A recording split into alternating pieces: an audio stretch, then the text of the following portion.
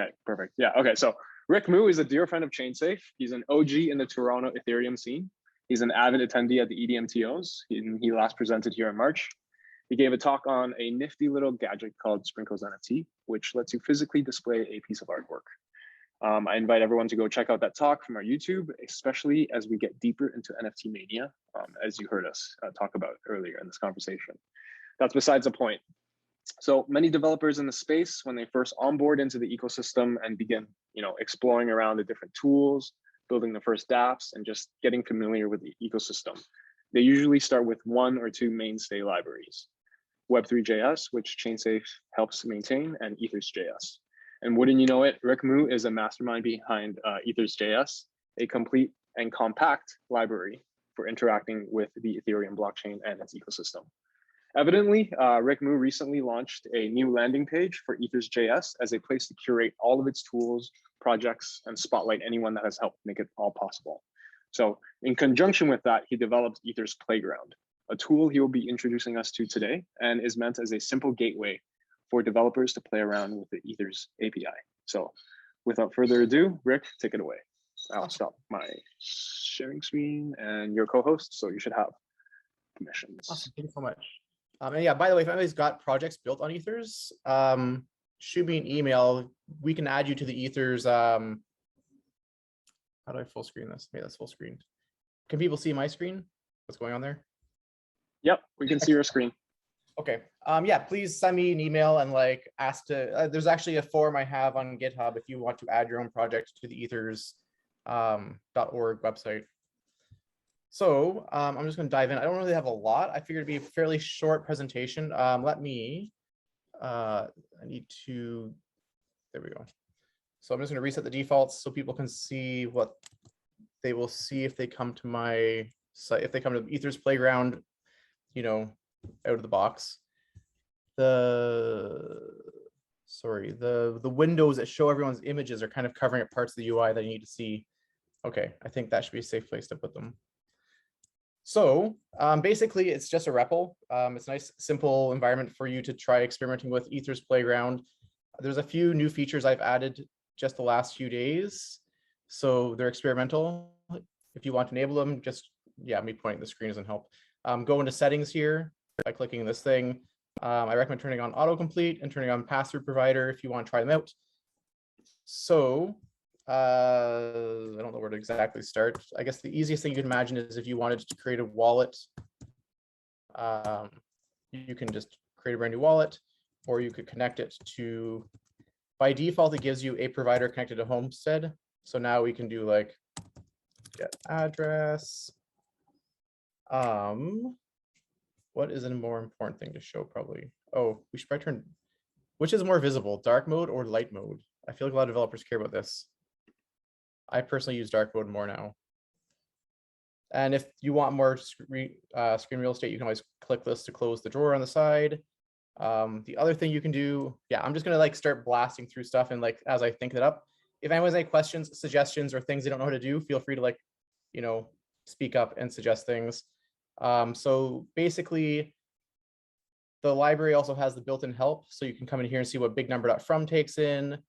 You can actually use it directly, and it will put in a value for you there, and you can enter that. It will also, let me see if I can find a good example. Maybe give someone an introduction of what all this functions Oh, yes. are, right? For those who don't know Ethers is a Web3 library. It has a bajillion things in it. There's also documentation here. I recently bought the ethers.org, so I'm still in the process of migrating things over to that. But there's lots of documentation here, but documentation only goes so far. A few quick notes about the documentation, though, is if you look at anything like utilities, you'll see a plethora of random stuff here.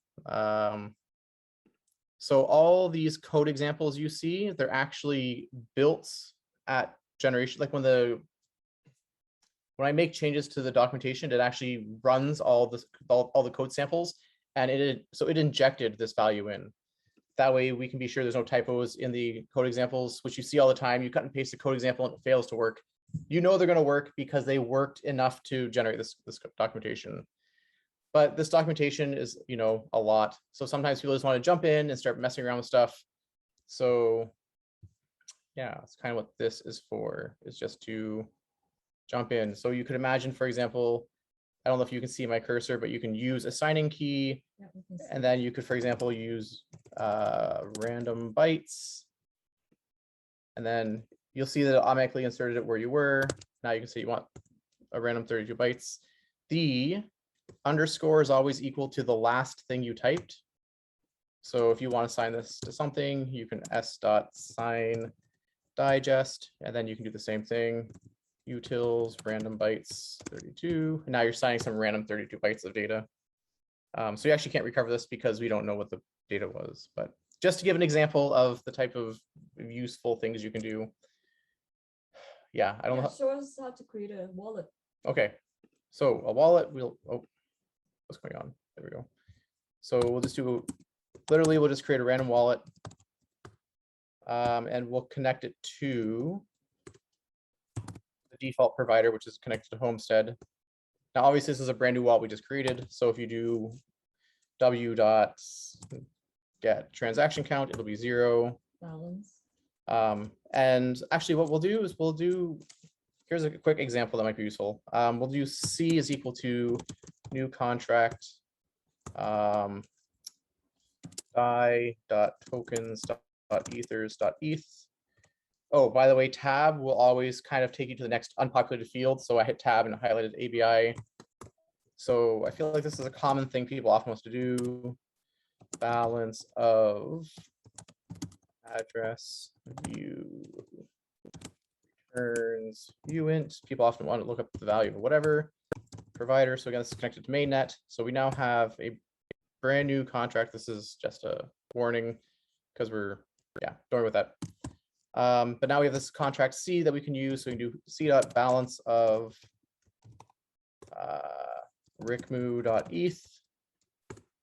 And so you can see that's my die. Oftentimes you will want to use format ether to actually put that into, or format ether works for die because they use the same number of decimal places.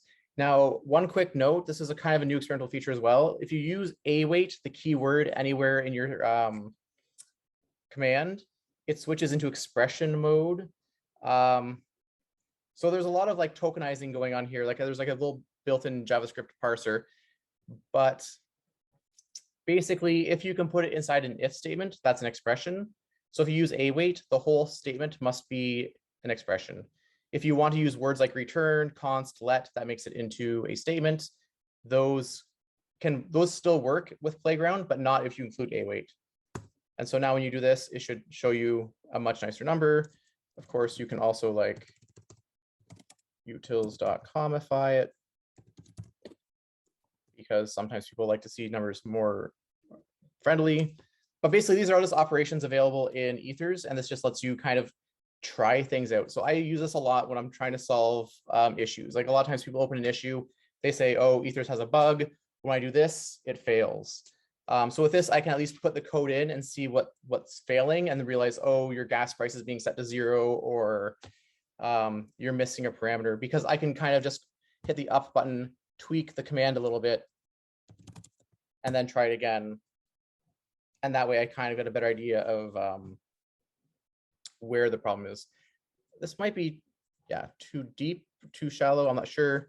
One feature I added about 2 hours ago, as I was like staring at this thing, it was a feature I really wanted to get in, but I wasn't, I'm very, very happy. It kind of worked at last minute. So if you notice over here, one of the things we have is the pass-through provider. The pass-through provider, okay, I'm gonna rewind 1 second. Okay, let me explain how all this works. So basically we have some front end that's running a JavaScript, and that JavaScript creates a web worker, and that web worker has this two-way communications going back and forth between it and this window. So the web worker actually doesn't have access to things like local storage and all that good stuff, which means that it's kind of sandbox, is kept in its own memory space, that sort of thing. And then we can just run eval inside that container and be sure that you're not tampering with anything inside the person's real browser. So my browser has Metamask enabled. But normally, if this is unchecked, so we can do this, if you do window.ethereum.request something, it doesn't really matter what it is because it's blocked. Like it sends the message to the parent window saying they want to run something on the MetaMask, and it gets blocked there. So once you enable this, the error you get should be, well, this error is actually coming from MetaMask. MetaMask is like, I don't know what something is. So the first thing you'll want to do, and I actually have this cut and paste over here because I don't remember what this is all the time. So the first thing you'll want to do is, if you're using this, is run this command. This is just the normal thing that you should be used to if you use MetaMask. You run the method eth_request accounts. And so now my browser for playground.ethers.org has been connected to, see, it's disconnected, has been connected to this thing. I did it earlier. Here we can disconnect so you can see. I think we can disconnect. There we go. So now if I try doing, yes, let me start off as if you were first starting. Equals new providers dot web3 provider window dot Ethereum. Okay, so this is where most people start off. And S equals, maybe I should use longer words so people know what I'm talking about. Signer equals p dot get signer. So now we have a signer, which is connected to MetaMask. If you see we try doing signer.get address, it's going to complain because we haven't run this thing yet. Now, if we run this, MetaMask pops up. Can you see MetaMask? Is that okay? Good, good. And then I can click next, connect, and now we're back into the world of signer.get address working again.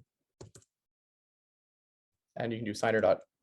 So now this is actually connected to my MetaMask. Everything you type into this is being evaled inside a web worker, which is then communicating through the post and on message API to ask the parent to pass these messages along to MetaMask, and MetaMask is the ones responding.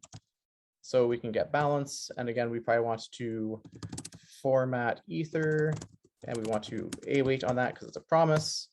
And so, yes, please note that this is currently connected to Ropsten. I do not actually have 960,000 Ether.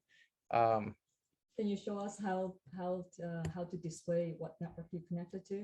Yes, that's a good idea. So remember, P is our MetaMask provider we created. So you can just do get network like normal.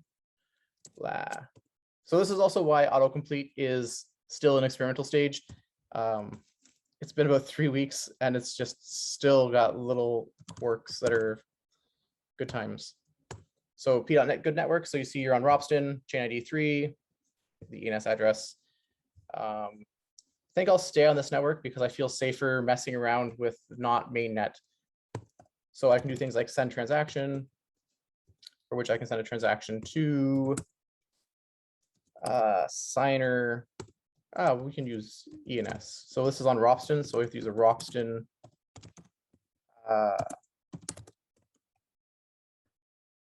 ENS name. Sorry. And so now if we do this, signer. Okay, let's see if this works. I've got my fingers crossed as much as. What does that do? So this is actually using the signer that's connected to, this is the signer that's from the MetaMask provider. And we're about to try sending a transaction with it. Oh, actually, one thing I didn't point out is whenever there's any traffic going between the WebSocket and the actual front end provider, it shows in gold these like commands that are going back and forth over the wire. In the future, there'll be a little option over here to accept, deny, accept all. That way, if you just load untrusted code, you're kind of getting notified and you get the opportunity to kind of stop it before it starts executing things. This is something I plan to use for my GitHub issues. If a person can replicate their bug in an issue and just give me some code I can paste into my browser, it'll make it much easier for me to like debug. And so you can see all the things that happen when it's trying to figure out what to. So you don't even have to type your password to authorize that send transaction? Not normally, right? You have to type it into MetaMask the first time once it's unlocked to unlock it. So every time when you send transaction, it will just automatically Well, send from here. right, and it'll see you'll get this pop up still, right? Can you actually see the pop up on your screen? It just flashes away Okay. fast, so I don't know what's going on. So for people who aren't me, the MetaMask pop up is still on my screen. I think for whatever reason it's not showing up in Zoom. I mean, it's probably security reasons. It probably shouldn't even flicker on. Oh, I can actually see the little one. Okay, so you can see that part. That's interesting. Maybe it's because it pops up as a separate window. Either way, I can still see it. So I am about to click on the confirm button. Okay. And once I click the confirm button, you can see the transaction has been sent. And this is a response back. And remember, my underscore is equal to the last result. This was a promise. So underscore P, I think, will give me the actual value. So we'll just do this just to make sure that oh, yeah, crap. So it's interesting, the chain ID 0. Right? Yeah, I'm actually a bit concerned with it as well. I'm not sure whether it's MetaMask at fault or me at fault. It's something I was looking at earlier and I need to investigate. She's talking about this here. This should not be 0. This is actually really bad, but I almost feel like it's something MetaMask is doing weird because these transactions are no longer valid on the network. Or I shouldn't say valid. These are no longer valid by default deployments of Geth. So you just sent one ETH to. I sent one way. One way, okay. One way to. Yeah, and I mean, as you can see, I also do something like this: b.get transaction. So we'll do it this way. T equals, and we'll do await. So we have, and so now we have back our. Oh, so actually, look at that. So it is something weird happening with what MetaMask is returning because the chain ID is actually 3 here. If I get the transaction from the network, it's 3. So while the transaction is pending, MetaMask returns a chain ID of 0. Once it's been mined, it returns a chain ID of 3. I'll bring that up with them later because that isn't really what should be happening. But this transaction was now sent. I mean, we can also probably pull it up here. Can you still see my screen? Yes. Okay. And there's the transaction that we just sent. I've lost my playground. There it is. I don't know. What else should I show? What else is interesting? Like basically all the things you can imagine are here. You can do utils dot hit escape. You can see all the possible methods. Again, this is the more useful thing if you're trying to figure out what methods available. One thing I need to add is keywords. Like it'd be nice if you were searching for, that's interesting. There's a question whether you could connect to a local blockchain from this playground. So the issue with that is that this playground currently only runs in HTTPS. And you cannot connect to an HTTP site through HTTPS. This is something I want to find a better solution to. I do not want to just allow people to connect to playground.ethers.org over a non-secured URL, but it's definitely something people need to do. Can you actually set it up on Metamask, connect to a local blockchain, and then use this? Yes, Metamask that way. Lou, you're brilliant. That's actually a good idea. So what you probably can do is come in here. I'm not going to mess around with it too much, but somewhere in these settings, you can add like a new network. If you added that network to your local host, I believe this, for some reason, I don't know how or why, can connect to non-secure local versions, and then you can probably go off to the races. The other thing I've been thinking about experimenting with is for people who aren't familiar with hosts, your hosts file allows you to intercept any domain name resolution on your computer before you even get sent to a domain name. So we could actually put a hosts file that would link to a local service. And what we can do from there is we can actually make up a fake SSL certificate, not fake, it has to still be real, but a real SSL certificate that's kind of publicly known. It's definitely more work to set up. The other option you have, if you want this type of environment, just deploy it to your desktop. Like when I'm testing, I'm not sure if you can see my URL, but I just go to localhost 8080, and this is running the same code you just saw, but now you are on an HTTP website, and so this can absolutely connect to localhost. And then you can test a local testnet, a local like a Geth node. Maybe can you kind of do a very like high level pseudocode? How would you? Oh, absolutely. Sure, absolutely. Actually, I can do more than pseudocode. If I can figure out how to GitHub. Oh, to do that. Sure. Actually, that's a good idea. Let me come over here. Can people see this window? Probably. Yes. Oh, you can. The playground. We can see the. Okay, but you can't see my desktop. No. I have to switch screens. 1 second. I need to find Zoom. Zoom, where are you? So I'm going to stop sharing and I'm going to reshare. We'll just pick a window.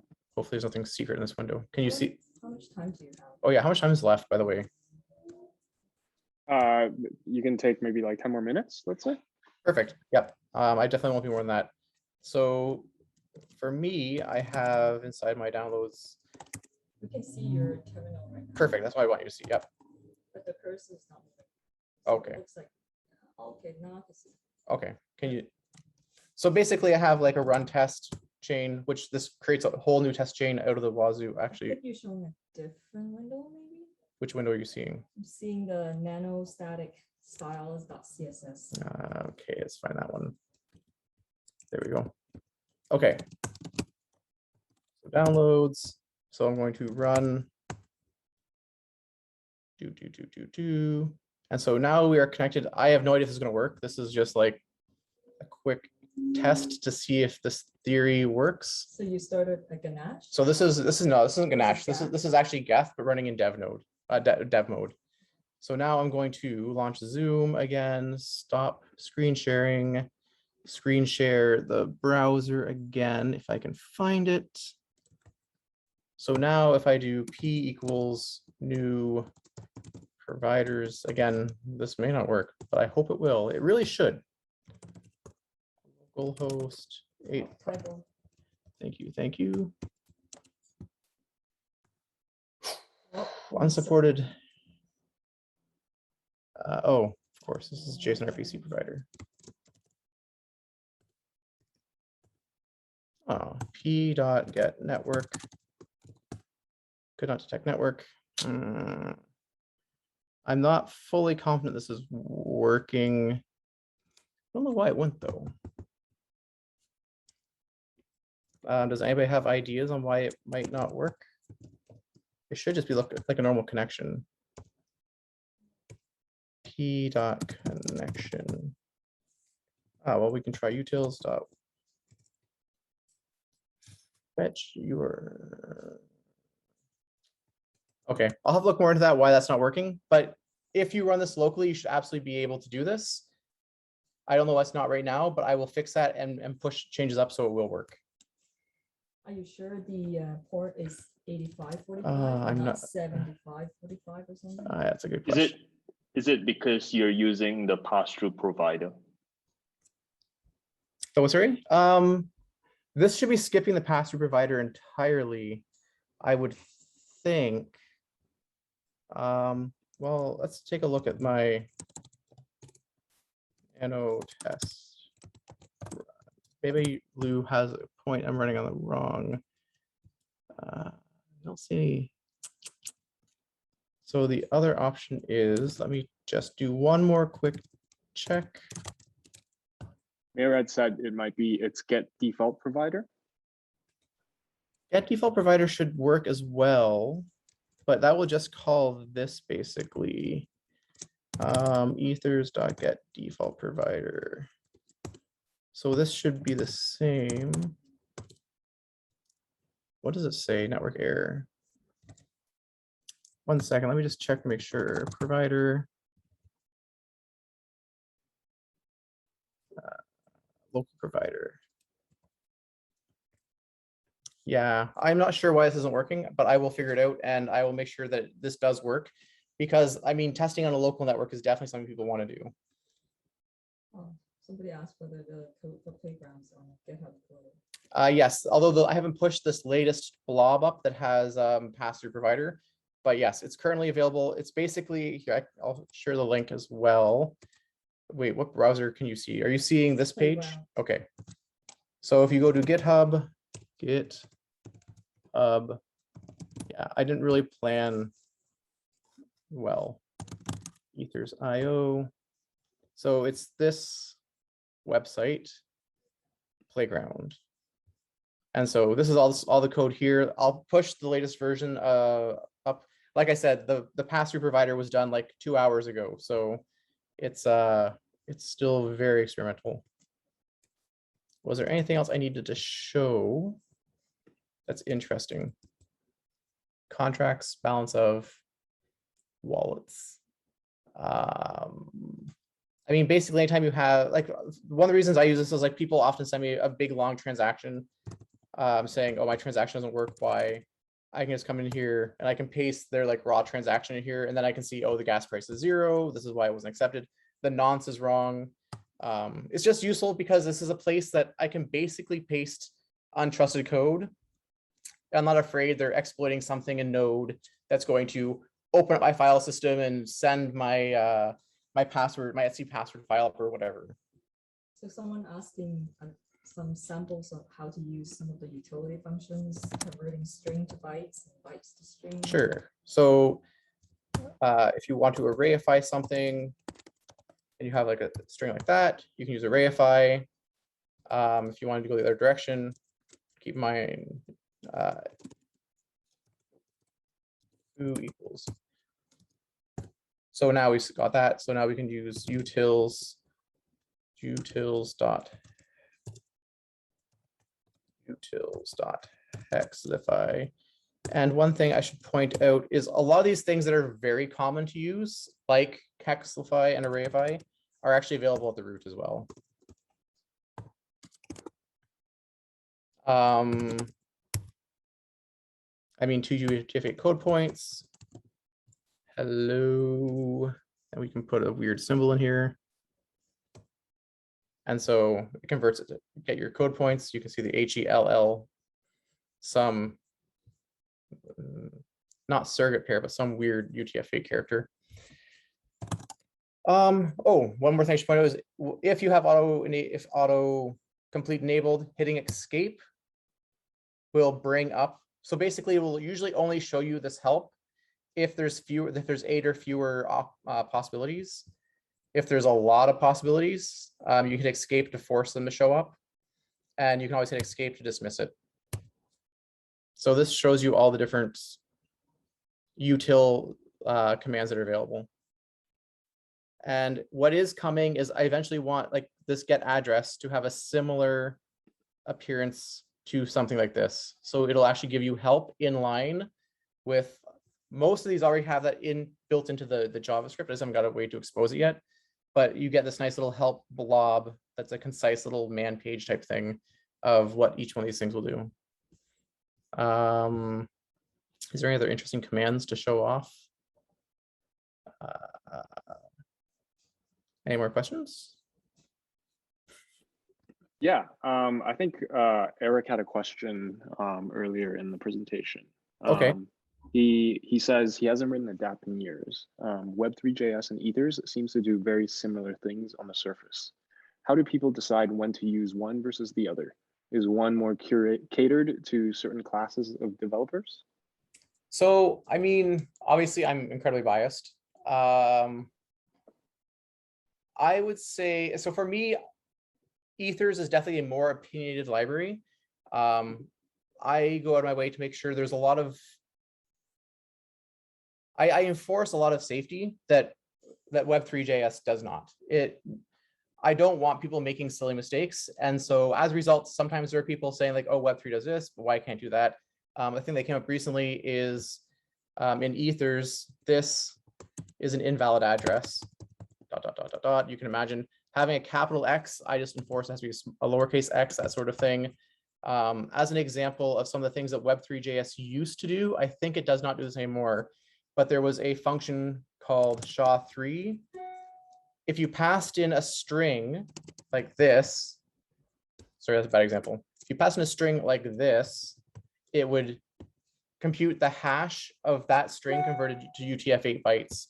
If you passed in a string that looked like this, it would actually take the hash of 2 bytes, the bytes of 0x12, it would automatically convert this into hex for you. And so that means that if you do this, you're actually computing the hash of 2 bytes. Whereas if you did the hash of if you did this, A, B, F, P, the P would be detected as making the string no longer valid for a hex string. And therefore this hash is 4 bytes, this hash is 2. So, I mean, there's just things like that that people are trying to, yes, guessing. That's the best thing I'll say. Ethers never guesses if it's not 100% explicit what the user meant to do. But I mean, like you said, they're both very similar. They both do a lot of the same things. There's huge overlap between them. I mean, I wrote Ethers because I had some issues with Web3 at the time. And so, yeah, I don't want to speak ill of Web3, but I obviously use Ethers for everything. The other thing to keep in mind is that I write Ethers for me. Like it happens to be useful for other people, so I make it available. But Ethers is something that I use each and every day for a random assortment of things. And so I just, if you have a lot of reasons why a lot of features exist in Ethers is because at some point I needed that feature, so I added it. Yeah, that's how far. I feel free to ask clarifying questions. But Yeah, that's Eric. Oh, sorry. You can finish. Oh yeah. Oh, Eric, did you have a follow-up question to that? Nope. Okay. I know Wyatt is here, and he's on the Web3.js maintenance team. And you know, like I believe we are doing like a rewrite to a version 4x something. So hopefully, like a lot of these like annoying things about Web3.js gets fixed. I don't know if Wyatt, you have an opinion on that, but oh, and I will allow participants to unmute themselves. Okay. Antonio has a comment. It looks like Ethers.js has higher test coverage. So, and then Merits. Oh, go ahead. I was gonna say it might also have more documentation. I'm not sure what Web3's state of documentation is these days. Keep in mind that when I wrote Ethers, like this was like 2013, so Web3 was also still very new, and so yeah. Gotcha. And then Merit asks, can you also use Ethers for a WebSocket providers? Yep, absolutely. So if you want to use, there's providers. I mean, you can also use the, like Infera, for example, offers get WebSocket provider. I need to do this. Oh no, I don't. Haha. And so now you have a WebSocket provider right here, connected to WS WebSocket. And you can do your normal get. Oh, we can't see. Oh, can't see what? Can see the command line. Yeah. Right here? Yeah, we can see it now. Okay. I don't know why it's not auto completing right now. But you can, so this is a WebSocket provider. Everything's happening over WebSocket. Cool. And there's like there's other ones like Alchemy has them as well. But yeah, sorry. Yeah. I'm done. Nice. I love when our speakers like they dive into the code. So thank you for that. I guess like I just had 2 more questions for you. And I'm trying to ask like more different questions. So if it doesn't really apply, then feel free to just say pass. But Sure. We can start off with a more of an icebreaker question. So what is an absurd habit that you have just before getting into a deep coding session as a developer? For example, before I get into a potentially deep conversation or an involving meeting or deep writing session, I like to sit down, close my eyes, and meditate for about 10 minutes in the darkness in complete silence. So Wow. Is there an absurd habit that you use as a developer to give you an edge? I don't know. I mean, I'm sure there's something random. I do a lot of strange things. Lou, what strange things do I do? You like to sing? I sing a lot, it's true, but I mean, that's just a normal thing, but absolutely, I'm singing all the time. I'll also be singing in my code, like now I'm typing and default provider's not working. Like, like that sort of like, I mean, I don't know whether it gives me an edge, but it certainly makes a lot of noise for people who are in the room. But yeah, otherwise, I mean, I might write I do a lot of like small prototypey things. Like if there's a thing I don't know if it's going to work, but again, I feel that's relevant. I don't have any I can't imagine you know what I'm going to do? I'm going to film myself next time I sit down to code something, and then I'll be able to point out better the oddities. Maybe I stand on my head and don't even realize it. Or I was just trying to ask like a more like out of left field question, but I absolutely. do appreciate. I would love to hear you sing when you're coding. I feel like that would be hilarious. I'll sell them as Um, soundtracks. There'll be NFTs. Here's bug 1342. Like, yeah. And Eric comments, Rick doesn't want to spill the beans on how to be a 100x dev. I believe I that mean, might be true. really, I'm just I don't kidding. think it's going to matter. Like, what I'm really looking forward to is in the next like 10 years for all of our jobs be completely obsoleted because AIs are like, I can write that. And yeah, I mean, if I can give any help to people, I guess my one piece of advice would be like suffer. Like when you have like that bug and it takes you like I've talked about this before, but like I think the important thing for like that 100x, I don't know if 100x is the right word, but yes, for that type of thing, I feel like the problem is when you have an issue to like, sometimes you have a bug. I guess I'll describe anecdotally. Basically, you have this bug and it takes you like a week to solve and you're just like frustrated, and it ended up being something so simple and so stupid, and you think to yourself, man, I wasted a week like trying to solve this simple bug. I hear this all the time from developers, and I really need to point out that suffering was learning. That week that you dove down like an entire day figuring out how cores works, you learned so much about cores, and that's going to save you time on the next thing you have that ends up being actually cores related. I mean, this bug having nothing to do with cores does not mean you did not learn. That suffering, that anguish that every night you're going to have with like almost a headache because you're like, man, it's been 3 days and I'm still no closer. And you finally find the bug was a missing semicolon. It doesn't matter. That missing semicolon forced you to solve and learn so many things. And I'm sure you see this all the time. You have a bug in your code and you're just frustrated and you're going through your code, and you find something and you're like, this is definitely a bug. This is causing problems. And you fix it because it was a bug, but you still have your problem. Like reanalyzing your code. So you just fixed another bug that you would fit down the road if you're lucky. The worst thing you want is a bug you never find. That's just like catastrophic and disheartening. But you can imagine like basically suffering. Suffering is the key. Like there's so many people, they get stuck on a little problem and they reach out and they're like, oh, I have a question. I'm fine with asking questions. That's perfectly fine.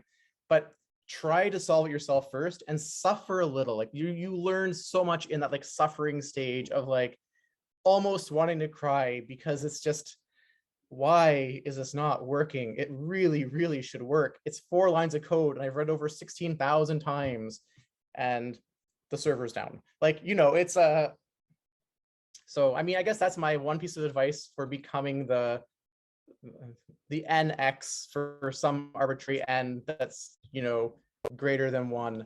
Yes. So yeah, okay, there you go. Got to be a glutton for punishment.